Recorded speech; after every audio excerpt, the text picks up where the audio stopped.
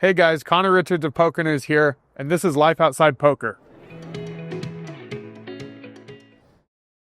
Hello everyone, Connor Richards of PokerNews here at the 2025 World Series of Poker, and this is Life Outside Poker. I'm here with 2024 Main Event champion Jonathan Tamayo. Jonathan, thanks for being here. Good to be here.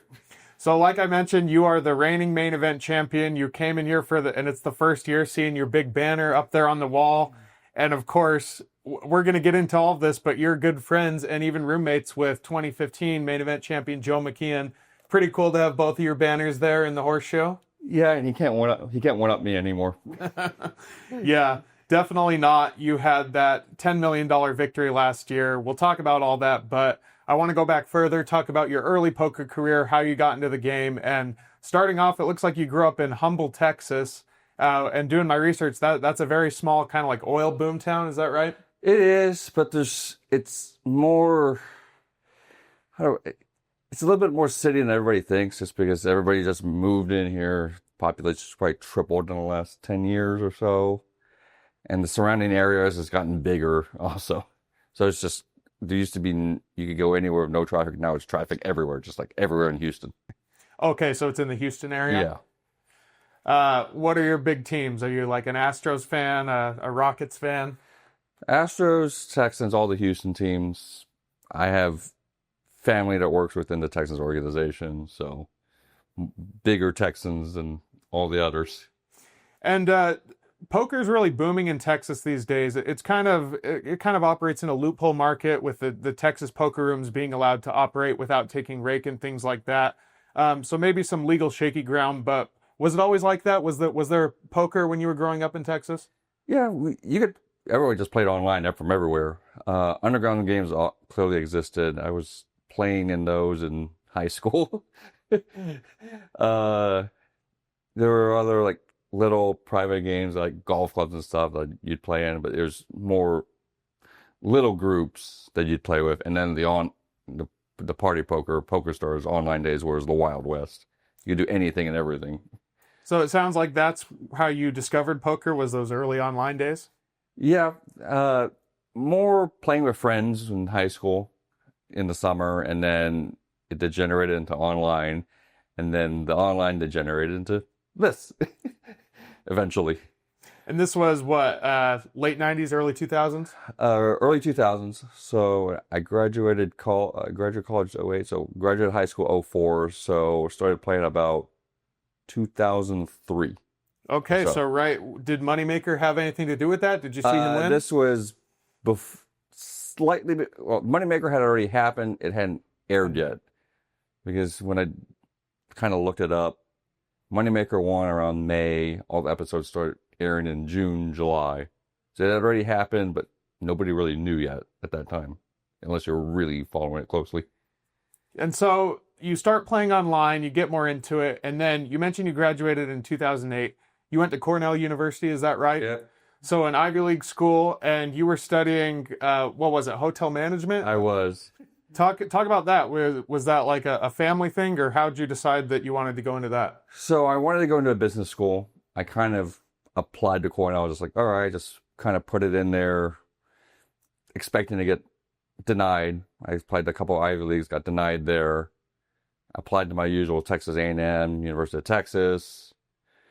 Got in those, and then the Cornell letter came back because I wanted to be an economics major.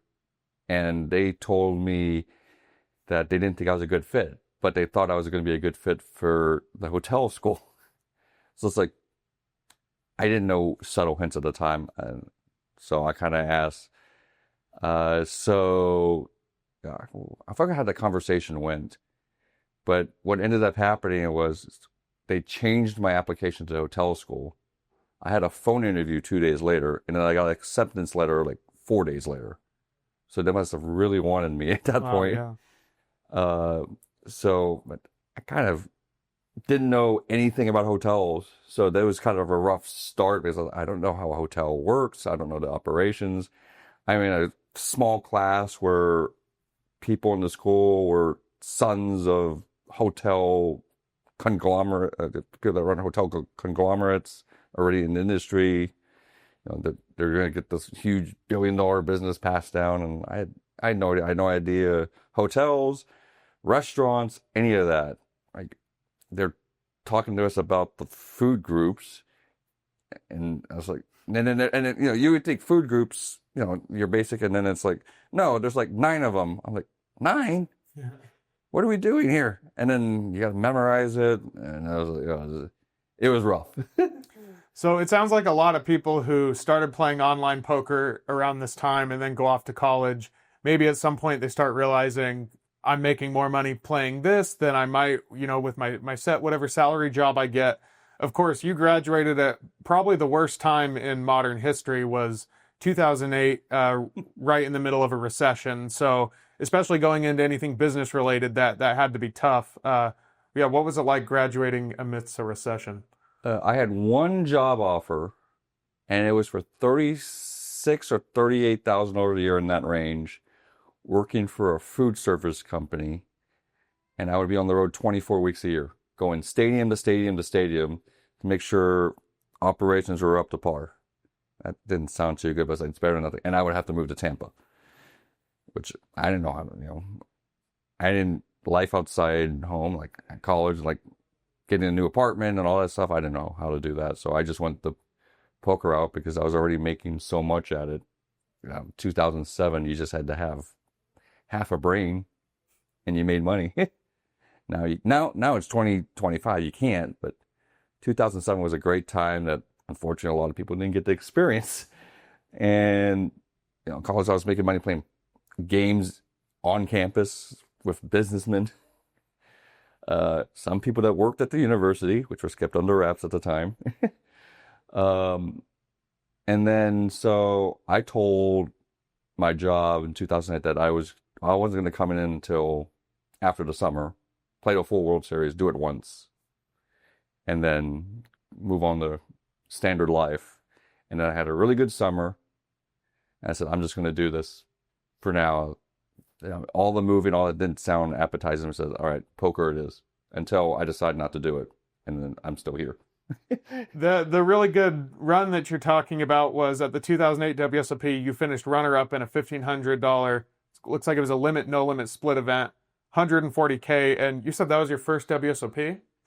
First full one. First full one. My first World Series event was 2007. I came for a week in the middle of summer before school. I took that week off from my summer job because to graduate from Cornell in the hotel school, you had to have so many hours. I think it was 800 hours in working in the industry. So that's 2 full summers. This was one of the full summers. So I took the week off. This 11-week summer, so 10 weeks. It's fine. Final table bubbled a 3K limit hold'em. So that was you're welcome to the World Series moment. And then 2008 was the full summer because I already was running. I had a good run online as well at that point too. I got final table the Sunday Million, got 5th in it, won a lot of money playing limit hold'em online too. Even won, for those that remember, the Bad Beat jackpot that was on Party Poker 2 years before that, when that Bad Beat jackpot would get to like $1.2 million, and I had the losing share of it. Oh, so you got the bigger share. I got the bigger share of it at the time. So, I had enough to just try it out in a way. And that runner-up finish, I mean, it's got to, of course, feel good. Also, maybe a bit disappointing. What do you think it did for your career to, I don't know, run that deep? Did it solidify that, you're going to be playing poker your whole life, or did it give you a burning in it to, eventually win a bracelet? It gave me that plus everything else enough capital to say if I failed at it, I was going to be okay. So I was 22. I felt like I was playing okay because I already had results already up before that, online, even live. Not even the World Series event the year prior, all the online runs and all the, Full Tilt had the F-tops, I had runs in those. Too bad we don't have a database of those anymore. Because I'd love to pull it up. But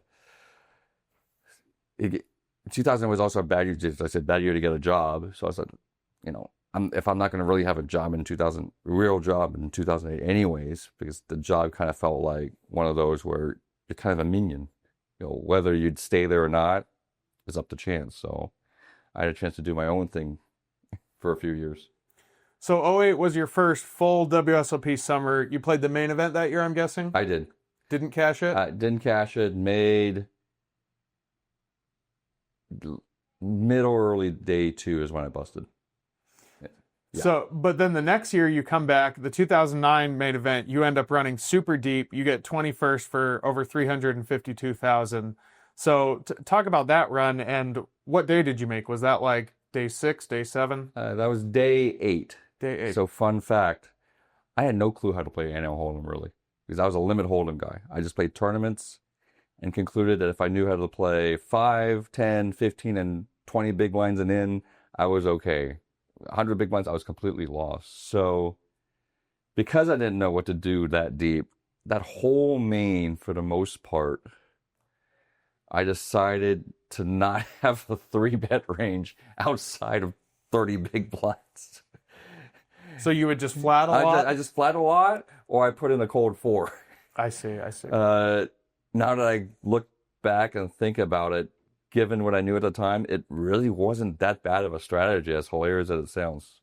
It's not great, but if the alternative is really bad, that you don't know how to navigate 3-bet pots, then it's actually not that bad. You keep the spots that you're not familiar with small. Those pots get small, and the spots you're familiar with, you're putting all your money in. And that's not a bad way to actually go about things. You mentioned you didn't really know how to play no limit at the time. Did you feel like the rest of the field was kind of the same, or did you feel like maybe you were more out of your element than others? Half the field didn't know how to play NL at the time. They didn't know how to play. They really didn't know how to play poker well, period. That kind of changed. You could kind of feel it changing around 2013, 2012, maybe 2014. The field started getting a lot better, and that was about the time limit Hold'em was dying off, and I said, okay, it's time to play NL Hold'em. I was playing all the non-NL Hold'em games, and then about 2016, I decided that I didn't really have enough use for playing the non-limit Hold'em. Everything was NL Hold'em at the time, so I said, all right, scrap all that. Play NL Hold'em, because it's just not worth playing all the other games to bring it out once a summer. Because at home, they don't play it. Stunned. I can't play. Stars was gone at time because it was post 2011, so I can't play mixed games online. Triple Draw doesn't exist in Texas. Still doesn't really exist in wide format Texas. You can play small, but you're never going to get nothing in the double-digit limit range like 2040 or 3060, any of those games in Texas. Maybe private, but in the public rooms, they don't really run. I see 612, but if you want to play for fun, you play for fun. And what did that deep run in 2009 do for you in terms of preparing you for more than a decade later to win the main event? What were the big takeaways from that? Any major mistakes you made or things you would have done differently? Other than my flawed strategy, which led me to punting it later in late day 7, it was just kind of how to handle the time. The main event's a long tournament. So mentally, you just can't go hard every minute because your brain's just going to go to mush. Then taking the breaks, actually using it as a break. Like I learned after '09 that it's okay to say no to some requests. I remember that dinner break on day 7. My friends went to dinner, and I said yes to about 3 or 4 interviews and saying, no, let's do it when I come back. Did them, took about 45 minutes, had 45 minutes for dinner, was rushed, came back, felt like I was in a little bit of a food coma because I also ate too much, so that's another thing, just knowing how your body, or how your own body reacts. Just the type of food that I probably shouldn't have eaten. And I was more mentally exhausted and had a lack of energy. So now 2024 comes along, eating a lot of small meals, even on dinner. I was like, okay, just eat whatever. Eat a lot in small spurts, have snacks on me. Like before the day started, I don't eat lunch. I eat a granola bar or something, and off you go. Next break, another granola bar, off you go. Dinner comes, eat something a little bit larger, and then off you go. And knowing how intense the tournament is, you just try to compartmentalize spots, not trying to dive down and get every single little detail, because that's also how you get tired, and being okay with simplifying to a spot and mold it to something that you already know, because that's easy. Once it's ingrained, it's easy. Now, there are some spots you would know from experience that deserves heightened attention, but it's not every spot. So that's different from 2024 to 09. 09, every spot, and you just get tired. People do that this series all summer. That's how you get burned out. Like, we're week 2 now of the series, and I know friends that are already getting burned out. I was like, I'm fine. I'm gonna go. I have 3 things I can potentially play today. If I bust them all, and I'll be okay. Getting sleep is also another one thing I learned. Showing up on time, being tired, is way worse than showing up late on full sleep. Sometimes you just can't sleep. Your schedule's your schedule. For day ones, I don't set an alarm. I wake up when I wake up, and then off you go. It's a lot easier now with long late reg. 2009 late reg was 2 hours. So in a noon event at 2:15, you're out of luck. Now you can reg some of these things on day 2. The 25Ks on day 2. The Colossus today, you can reg until 8:15. That's unheard of in 2008. If you reg something at 8:15, that means the tournament started at 7. So late reg times does help that schedule too, that I didn't have before. So I don't have to force myself on a short sleep. You naturally fall asleep at 5. You wake up at 1 or 2, maybe noon. You take an hour to get going, and you show up at 2. You're not rushed. You have all the time in the world now. And the structure of the main event is something that is a big topic of conversation. Phil Hellmuth, of course, said that he was going to boycott it. He feels like it's too much of an endurance test. It's unfair to older players. I think what he was going for was to have that day 6 off. Do you agree with Phil on this? Do you think there need to be structural changes, and maybe it's unfair to, say, older players? Any strenuous activity is going to be unfair to older players. In the NBA, it's a young man's game. LeBron clearly is the exception, but once you start getting 35, 36, 37, there's a regression. Baseball, there is. You don't have any 50-year-olds throwing a baseball in the major leagues. It's just a fact of what poker tournaments are, unfortunately, fair or unfair. With the main, I wouldn't change the structure at all, because the way the structure is a result of having such big fields. The 2003 main had, what was it? 700 people? I forget. About 700. And that was what, a 5 or 6 day tournament? And now it's 8 days and 2 days of final table, 10. So we added 2 extra days of extra flights. If you truly went 1D, you go 1 day off, and day 2 onward with a day off before the final table.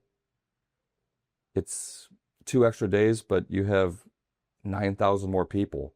So you do have to take time to get rid of, the only way you would make that tournament quicker is to skip levels, make it 90 minutes, which that isn't the main event for years. The 2-hour levels is part of the appeal. That's why all these deep stack tournaments pop up saying, hey, look at the structure, because they're trying to replicate the main as close as they can within reason, because everybody wants to play the main. So the main, if he boycotts it, he boycotts it. But at some point, I'm going to get older too, where it's going to be really difficult for me too, and that's okay. if when we're 28, 27, 28 years old, we're not complaining about the grind in the main. You know, it's the same thing for Phil. The grind in the main when he was 26, 27, 28 was not that big of a deal. It's a big deal now, but there's just a natural progression of aging. And if you made it longer, it's long already. It's already somewhat of a hardship for your average everyday person to play the main, because it's time off work. Then they make day 4, and they want more time off work just to go all the way. It's an open-ended 2 weeks that might be over in a day, and the real world doesn't really work that well on schedules that have a wide range of outcomes. Real world is, or we're doing this day, this day, this is the schedule this day. Now, we might do this, we might not. We might do this, we might not. So, if it's a weird balance where the main being shorter would appeal to a lot of everyday people, but you'd lose a lot of what made the main the main. So when that happens, probably leave it just as is. If anything, I'd rather take the day off between the FT, because if you're worried about people taking time off from work, that's one less day. Expanding if you play 1A to what is it? 1, 2, 3, 4, 5 plus 7 is 12 to I believe a 15-day or 14-day tournament, and you want to expand it to 17, 18 days. That's a big ass. That's a lot. That's full vacation time at some jobs. You get 2 weeks vacation. That's all. So expanding the main, I just don't think is a thing. And Doyle, I remember before he passed, he's going to stop playing the main because he was just overwhelmed mentally, and it's just a fact of life, unfortunately. And maybe Phil's just now coming to terms with that fact, and it's not pleasant. I'm slower than I was 10 years ago. I can't play a 20-hour session and keep my attention span.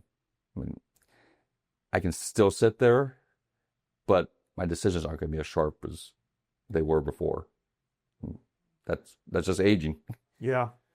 So we talked about that 2009 run, and incredibly, that wasn't your only, top 100 finish in the main before you come back and win it last year.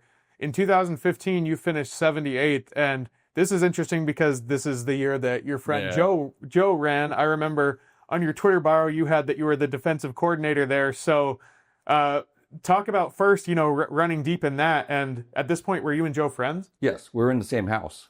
So that year there were 6 FSs in the house, and as everybody busted the main, because post limbs didn't exist, I believe then. Yeah, they didn't exist because I would have played them. The house got emptier and emptier, and next thing you know, on day 6, it's the 2 of us. And we're riding in the same car. It's like, all right, everyone else is gone, it's just 2 of us. And then I'm out. I stayed until he FT'd, and I came back for his November 9. Him and Cal Anderson did most of the work. I was mostly there for support, looking out for things at that FT. That's why I don't put myself as head coach of the final table as defensive coordinator. Cal was the brains behind it all. Cal Anderson. I was there watching the stream, noting everything, noting anything that looked out of place, including live reads, patterns. I still have the notebook to this day. I just picked up a notebook from Walgreens, one of those green journals, hand wrote everything. The wireless in the Rio at the time wasn't very good, so we were lucky to be able to get the stream on the 15-minute. It was a 15-minute delay at the time because of ESPN, and because it was ESPN, you almost just got caught up because you'd play 8 hands, get a commercial break because they got to pay the bills, and in that delay, the 15-minute delay catches up. It's like, okay, now we know exactly what he had here. We know exactly what I had here. We know exactly what I had here. Joe would look at it and say, okay, if there's any questions, he'd ask, but he just looked at it, okay, understood. And the way he ran it was just easy too for him. So I was there, but I wasn't doing much. I was there in the background if needed. I was more the snacks guy. I had a whole backpack full of snacks, cashews, granola bars, dried cranberries. I forget what else. You could have a full meal out of it, actually. That is interesting. You mentioned he was part of the November 9, where they take some time off before coming out and playing the final table. So within your friend group, you both had different experiences where they've gotten rid of that and there's no longer that break. What do you think of that? How did your final table preparations differ in that regard? I had to mash it up in a day. Dom, Nietzsche came over. Joe was there. We watched that off day. Dom went over common spots that would come up. He went over my ICM implications and how they would change in game. We watched the stream for any live reads.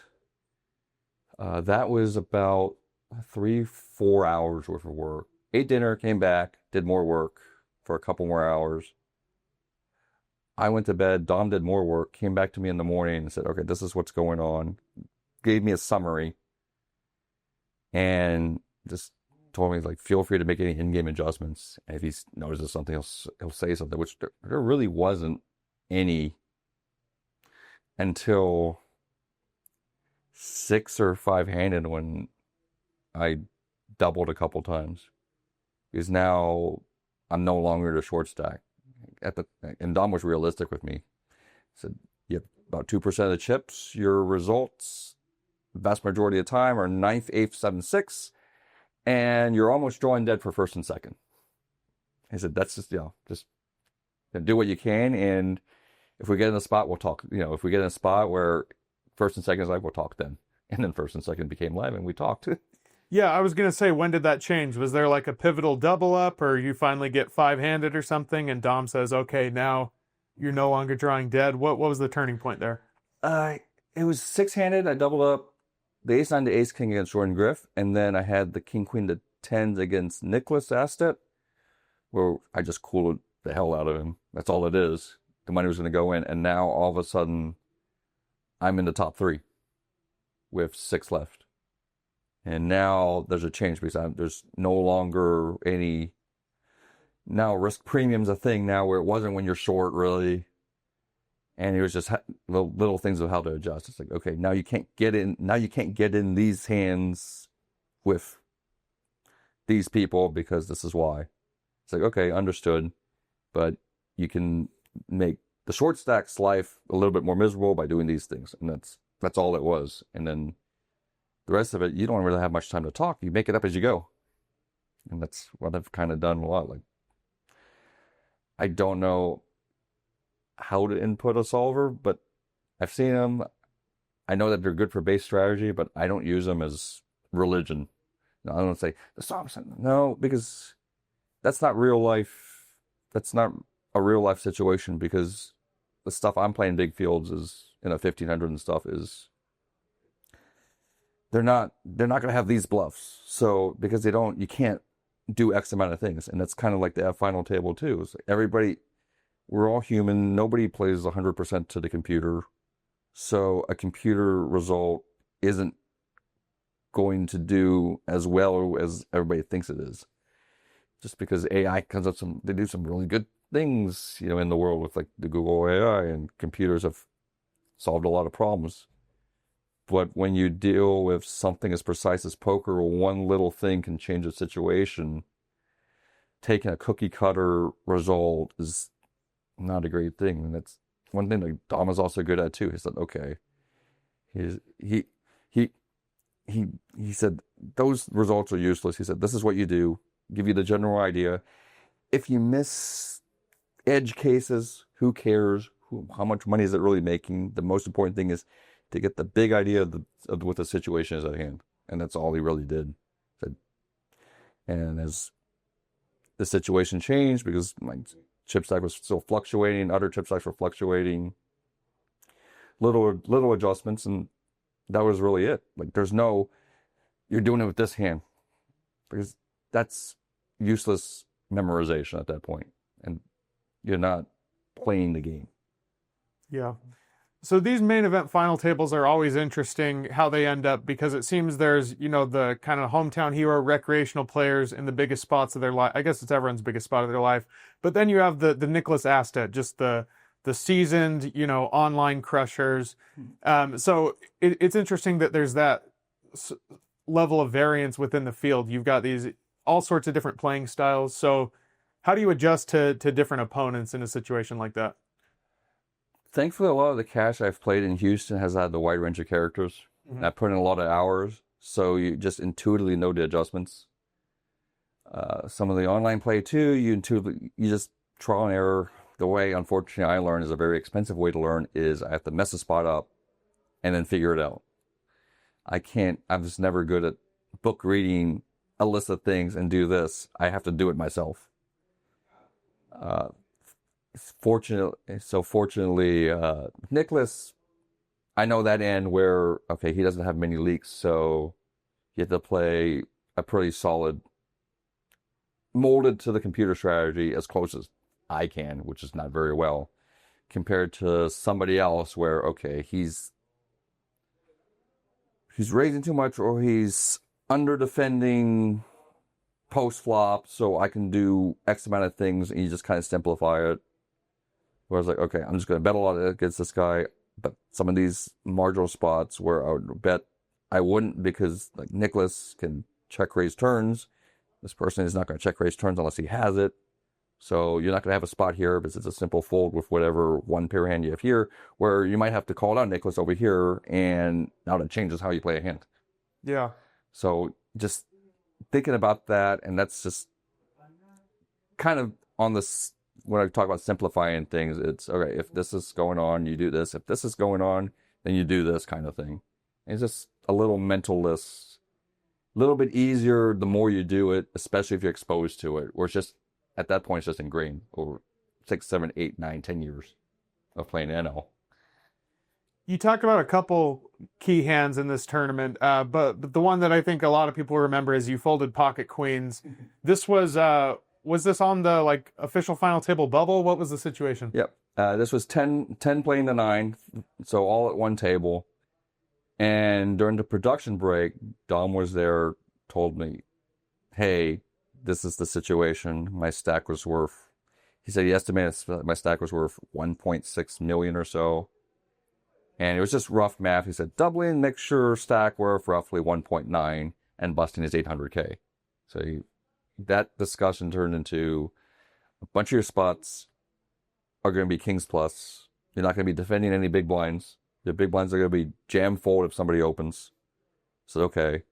And then he gave me 2 or 3 examples of Kings Plus spots. The spot that came up wasn't one of them.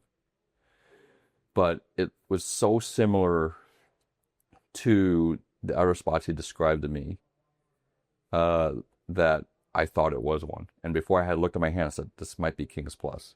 And I look, and I said, oh, you gotta be kidding me, in colorful language in my head. And then I said, I told myself it was that spot. So off in the muck it went. Because otherwise, if I do something different at that point, now I'm making emotional decisions, which is the worst thing you can do in poker. When your base strategy isn't solid, a lot of the decisions get emotional. How many times do you see in these big fields where somebody gets robbed and they don't, A, they're not very good, and B, they do a lot of, I don't like his face, F this guy, call. That's the emotional response. And when you start doing that, all the good things you do start being undone. So right or wrong, you live with it. I mean, it was wrong looking at it afterwards, because it's been analyzed on the internet over and over that I lit about $120,000 of equity on fire.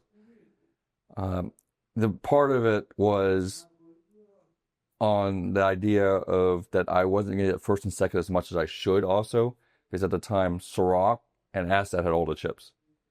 So we were working on the assumption that they were just going to over-realize first and second. So when you're doing a mental calculation, 10 million and 6 million are basically zero. And when you're trying to do something quick, you just say zero instead of all right, it's 20, 50,000 at 10 million.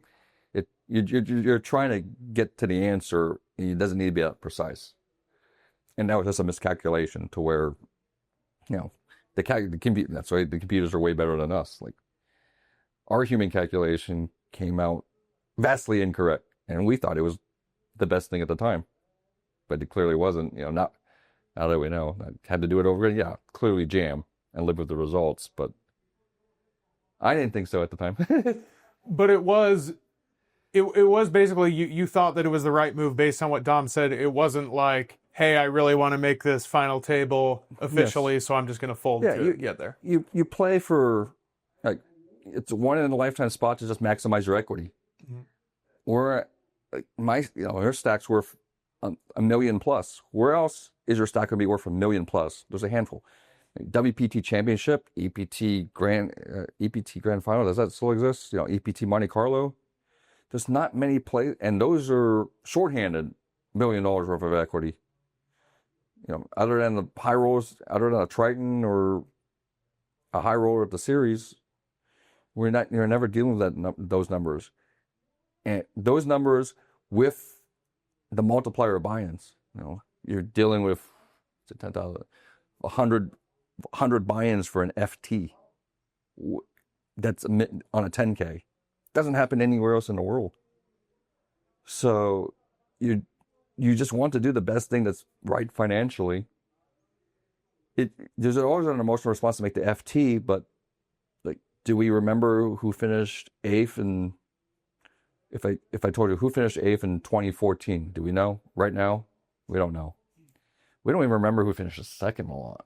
So at that point, you just, the money makes, they say money doesn't buy happiness, but it fixes a lot of problems. There are some PokerNews live reporters who would be able to know who finished 8th whatever year. I'm not one of them. Liam Gannon, who you also know, he'd probably be able to tell you. Maybe David Salatero, but you're right. They would probably list off all the main champions all the way to 1984 and like that. And good luck. That's not me. But it is true that it is kind of mind-blowing to see, how much equity stacks are worth deep in tournaments like this.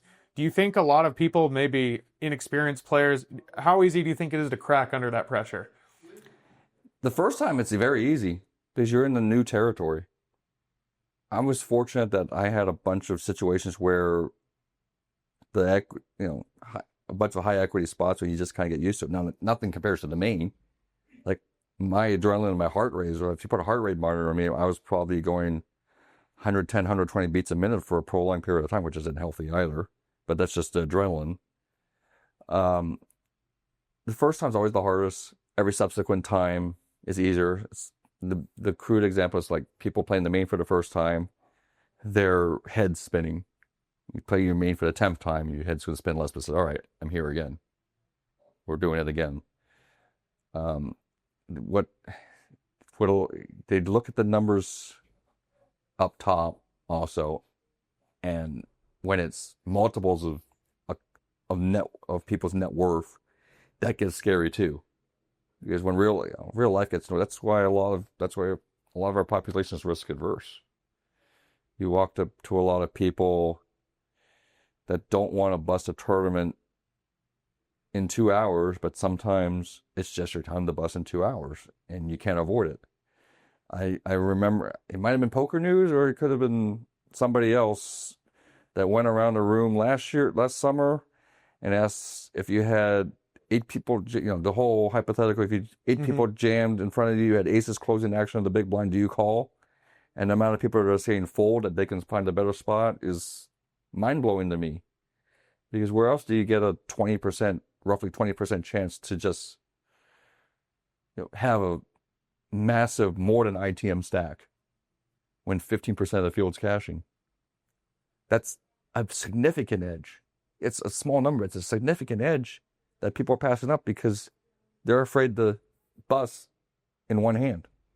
There's a lot of getting their money's worth entertainment, whatever exterior motives there are to not maximize your equity.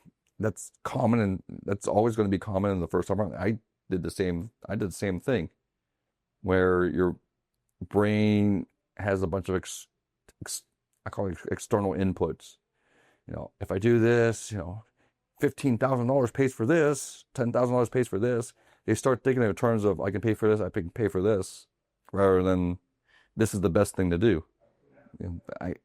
There's probably a bunch of people, if you walked up to them and offered them, let's say $1,000 right there, or they can call heads or tails on a coin, and you give them 3,000, and the amount of people that take the thousands is crazy to me. Now, this clearly comes a point, like it's the whole deal no deal, like the deal no deal game show, where if it's not a life changing amount of money, I can understand for life purposes, because you can always make that money later, given time.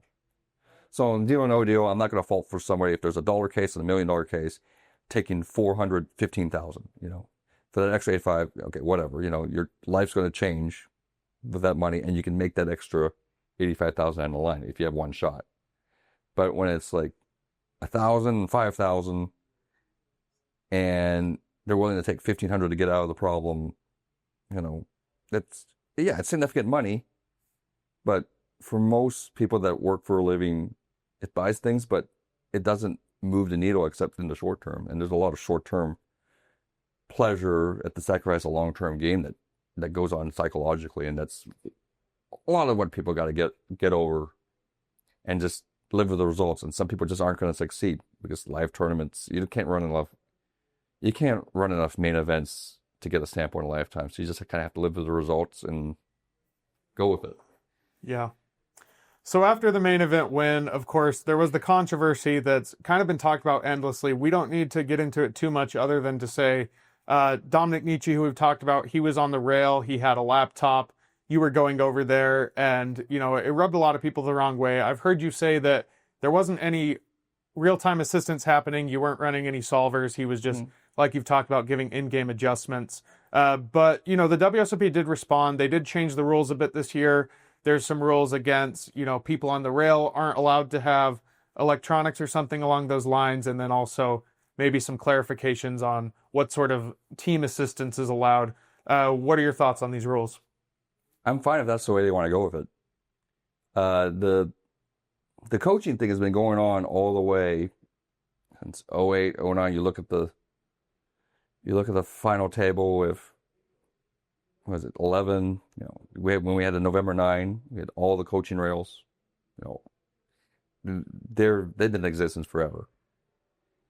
If they want to go that route, that's fine. The only thing I would say to that is just enforce it to the rule then. Enforcement's hard when you make that rule if you don't sequester the players. Because when somebody goes to the rail, you have to know what they're saying. Do we have enough manpower to enforce that? You can't enforce that in a big field. And even in FT, if 8 people run to the rail during an all-in, things can still be said. Are you going to have people working the tournament standing every 15 feet from the rail? That's a lot of manpower to enforce that if you don't sequester the players. You could go the whole, for those that remember the Poker Dome route, where you had a one-way glass, you had an audience in the back, and everybody else was locked in with nothing. So you still had a viewing experience, but the players couldn't talk to the outside world. You could do that too, and that would fix and forth. But that's probably not what PokerGo is going for their viewing experience either.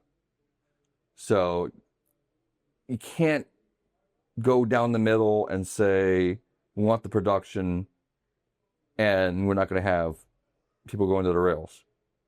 Because now it's the whole Barry Greenstein thing where if you have a rule that you can't enforce, it's now a bad rule. Because all it does is hurt the people that are following it to the letter.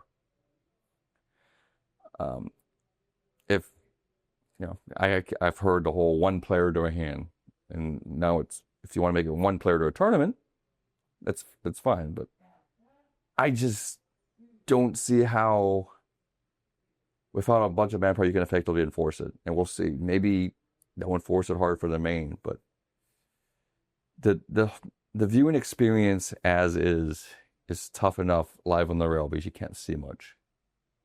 So if you govern every interaction, it does get a little intrusive. And I can see how it can be offensive the other way now. So I don't know which way to go with it. This is the rule this year. And we'll see, and we'll see how it goes. I know we have no electronics final three tables. We'll see how that goes too. Win does it too. It works great. I've been final three tables twice already over there, and it works. It works great. Nobody can talk to anybody, and the floor is watching it like a hawk. There's a lot more people here, so can we watch it? We'll see. That was interesting. They did implement that no electronics at the final three tables. I actually made the final table of the employees event this year, so I was one of the first people that got to experience that. It was a little weird. I can't take pictures of your all-ins or things like that. And it sounds like already they're rolling it back a bit, where I think the new thing is at their discretion, they can ask anyone at three tables left to put electronics away. But so kind of like you talked about, is it a problem the other way? Will it create issues? So it'll be interesting to see how these rules play out. If they do at their discretion at the final three tables, what I don't want to see is two people can have the phone and two people can't. Everybody can have it, nobody can have it. And that's all that really matters to me. I don't want to say because he's doing something that I like, he can have it. I don't like him, he can't have it. That's another set of problems, and that's way worse than any which way you want to go with the rule. Yeah, it'll be interesting, enforcement issues and things like that. Let's talk a bit about how your life changed after the main event, however cliche that is. You did a nice interview with my colleague Callum last year. He asked about your first purchase, and it was a 10-pound box of Jelly Bellies, all lemon flavor. I personally like the sour ones, but the lemon are probably pretty sour as well. And then I think some other things you bought were some golf clubs. You're a pretty big golfer, but not too much else. No new house or anything like that. No, because I have one. I have a car that runs perfectly fine from 2019. It's $10 million after taxes. And I didn't have 100% of myself. Dom, I put Dom to who knows what now. Dom's enjoying what I gave him. So after you pay all that, taxes are about 40%. And I had to pay a tax amount on the value of the bracelet too. So that's extra money. So now what do you have left? So I said, yeah, I'm way wealthier than I was before, but I'm not Ferrari rich. If I buy 4 Ferraris, that's how you go broke in a hurry. And I need the money to last me a while. It did look like, though, you started playing some Poker Go Studio events. You had some cashes in there. So are you playing higher, buying stuff, trying to compete in those kind of higher level fields? Not as a habit. The Poker Go one was because I needed the third min cash to get into the free roll. To get into the free roll. And that was one of I think when I started chasing it, I found myself going 0 for 26, 28, trying to get one cash. Wow. So there's regression back to the mean for you guys. But I'm not beating those fields. If I am, it's just for so little money and high swings. You can be in for $1 million easy in those, and I'm not looking to dump $1 million in a year in buy-ins. I'm not like some people that have won tournaments, and next thing you know, 3 years later, they're selling 60% of themselves for whatever tournament. It's just like, I played the 10K Mystery Bounties. It was fun, and I sold half of myself. So I can stomach a 5K here and there. I can get stomach good 5Ks. I can play every 1,500 under the sun, and that's basically all that's really changed. I know I'm not beating the high rollers. I've done that before. I've played WPT Championship when it was a 15. After it was a 25K, it was a 15K. Because I won my at that time playing Daily Fantasy. when daily fantasy still was the Wild West too. I played the two high rollers at the NAPT, the 10K and the 25K. I played a 25K in Florida, which is one of the better 25Ks all year, and I'm good. It just doesn't appeal to me because the fields are just so tough. I'd rather play a big field, play 1500. When you get deep anyways in a 1500, it becomes an essential 25K buy-in anyways with worse players. So I'd rather use the time commitment to try to get myself into a 25K type situation than just buying into it. So you and Joe McKeehen are both main event champions. You both have those banners. Who do you think's the next person from your friend group who might win the main event? DJ Alexander is also rooming with us in our group chat. He's saying that he now needs to win it in 5 to 10 years because he now feels left out. Liam Gannon's rooming with us too. Doesn't count because he's not going to play the main. So we got one that doesn't have a main event bracelet in the house, which is actually a little absurd to think about. But I mean, I guess I could win it again too. Give me about a 1 in 8 to 9,000 shot to win. Winning back-to-back mains when I was bored one day and I said, winning back-to-back mains is actually more likely than winning the Powerball. So it's 8. So let's say 1 in 9,000. So times 2, that's 1 in 91. 1 in 81 million. 9,000 times 9,000, 81 million. Yeah, what's the Powerball? 1 in 170 million, something like that. It's triple digit. It's triple digit millions with a Powerball.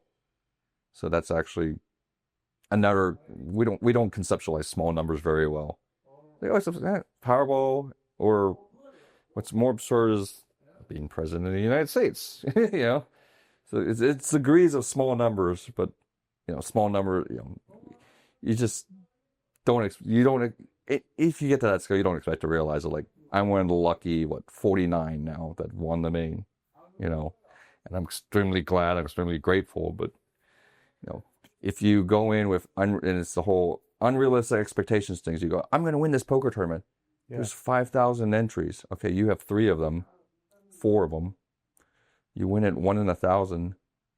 You are not going to go in and manifest it very likely. And people try to manifest day after day after day. I'm going to do this. I'm going to do this. It's great and all to believe in yourself, but when you get the failure aspect, and there's a lot of failing in tournaments. Mm-hmm. I'm failing a lot this first 2 weeks. I've cashed twice, and after the first 2 cashes, I've failed every tournament since until yesterday, where I min cashed one. You cash 10, 15, 20, 25% of the time, depending on the payout structure. It's just, you have to be okay with failure. And sometimes you're just going to be destined to fail a tournament because if you don't win your showdowns, you just don't win. I don't care how good you are. And that's just the reality. Also, a Don Nietzsche quote, when it's your time to die, it's your time to die. And you just throw your hands up. Yeah. And be okay with it. So as we wrap up here, I have just a couple general questions that I like to ask guests. The first one is, do you have a book recommendation that you would give? Oh, gosh. I haven't read a book. I get this answer a lot. So yeah, I don't. My time, instead of reading books, is spent doom scrolling on my phone when I wake up for about an hour to wake up. I come home from playing, look at what I missed in the poker world during the summer, play online a little bit, look at a few hands that I had questions in my head about. I write mental notes or write them down on my phone, and then it's time to just go to bed. I don't, maybe a few YouTubes, watch a video or two of something. Maybe if I record, watch that night's Jeopardy. But not much reading. I was never a reader. I did it in school because you were forced to, but I didn't really enjoy it. I like the eye candy of watching things, or my short attention span, looking at a tweet. Okay, this happened. See the 40-second one. Oh, this person went crazy. Oh, this guy threw his shoe. It's like, what was it, 2017, when the guy threw his shoe in the air and got thrown out of the main, and got found at Luxor hours later making problems that I'm not going to describe here, but if you all want to find it, you can all look it up, and the video, those little things, and that's good enough for me. The studying portion, unless I get really into a certain type of spot, is a few 20, 30 minutes a day. Here, the car ride with McKeehen over, we talked both for 20 minutes. There's a lot that goes on in that talk. And that's really it, just in spurts, because I don't want to overwhelm myself. And because when you overwhelm, I'm not going to retain anything at that point. How about a piece of advice that you'd give to your younger self?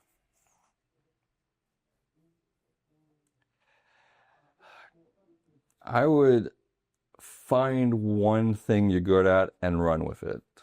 And I wish I did that sooner, because I would have probably been a way more profitable player sooner than now. It was the whole old school debate of, do you want to be okay at a bunch of things or be really good at one thing? If you're really good at one thing, you're going to be wanted. If you're okay at a bunch of things, you're just not going to be wanted for a lot of things, including a job. If you're really good at an NBA player, you're really good at basketball, rather than the disgruntled college athlete that played 3 sports, was pretty good, but not good enough to make it professionally anywhere else. So specialize in one thing, do it well, and you'll likely do really well for yourself. Great advice. So last question.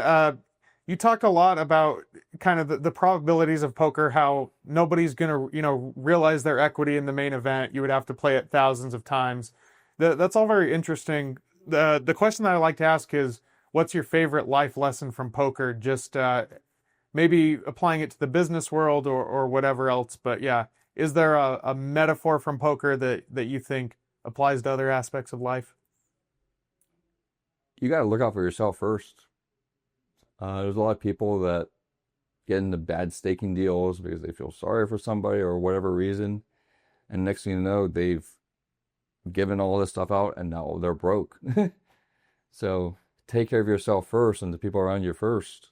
And then the rest of it, if you have extra, then go with it. But don't use your life money that you need to do those extra things and just give it up, because you're the one that suffers at the end. That's great. Well, Jonathan, I've really enjoyed talking to you. It's been a pleasure. Thanks for doing this. All right. No problem. I hope to do it again. Right on. Yeah, we'll see if you can go back to back. Oh.